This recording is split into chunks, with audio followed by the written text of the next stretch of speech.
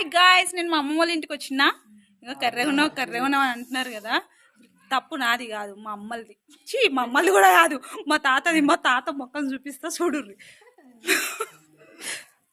కనిపిస్తాడు అసలు చీకట్లో కర్ర పోకి.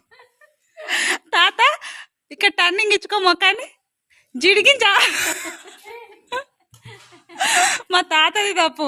మా అమ్మమ్మ చూడరు తెల్లగా ఉంటుంది, మా తాతనేమో కర్రె పోకి. మా తాత శాలే పడ్డది అనమాట. మా అమ్మలు అట్లాగే పుట్టిర్రు, మా మామలు అట్లే పుట్టిర్రు. ఒక్కరికి రాలే మా అమ్మమ్మ కలర్. అందుకే వాళ్ళది తప్పు, మాది కాదు. కర్రె పుట్టడం మా తాత తప్పు, మాది అస్సలే కాదు. వాళ్ళ నాన్న అంట తెల్లగా ఉన్నాడంట. తెల్లగా ఉన్నాడ వాళ్ళ అమ్మ చిచి. మా తాతది కూడా తప్పు కాదు, వాళ్ళ తాత వాళ్ళ అమ్మది తప్పు.